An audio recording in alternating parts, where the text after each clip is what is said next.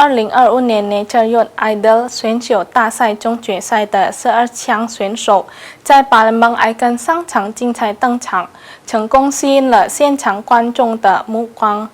选手们以自然之声为主题，将自然元素融入旋律之中，通过动人的表演，号召观众共同关爱与热爱大自然。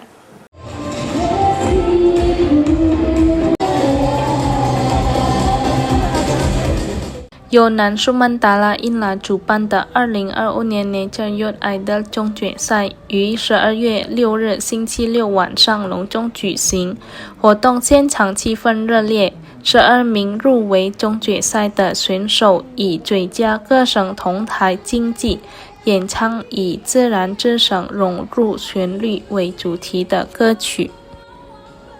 2025年 Nature Youth Idol 组委会主席 Fauzi 表示，本次选秀自11月23日启动，共吸引77名选手报名参赛，最终选拔出今晚登台的12位总决赛选手。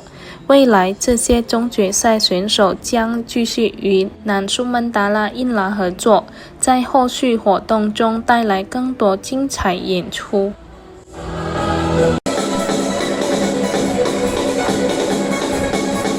Untuk para pemenang maupun grand finalis, kita tetap akan gandeng mereka untuk bersama dengan organisasi INLA mengumandangkan lagu-lagu yang bernuansa alam seperti ini.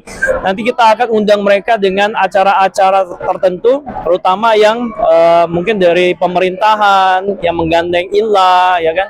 Kemudian dari biasa kalau kita di pendidikan juga. Nah, nanti mereka akan tampil turut di dalam pengisi acara。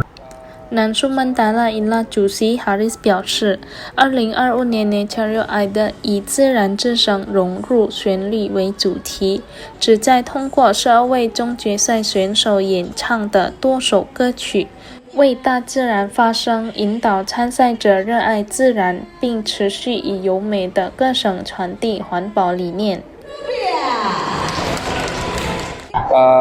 Suara alam dalam melodi. Jadi hari ini kita menyuarakan suara alam lewat lagu-lagu yang tadi sudah disampaikan dengan indah oleh anak-anak Gen Z yang baru, dan kita berharap mereka juga bisa mencintai alam. Jadi dimulai dari lagu dan kemudian ke tindakan berupa cinta alam。与此同时，南苏曼达拉印拉活动人士九汉荒希望，这一原本每2年举办一次的活动，未来能够改为每年举行。因为从参赛人数和选手们展现出的动人歌声来看，活动获得了极高的热情与关注度。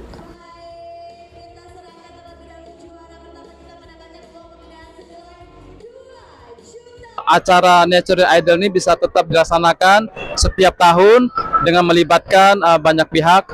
Terbukti begitu banyak peserta yang mengikuti audisi dengan menjaring 12 finalis, dan mereka semuanya tampil dengan luar biasa sekali, energik, bersemangat membawakan lagu-lagu alam.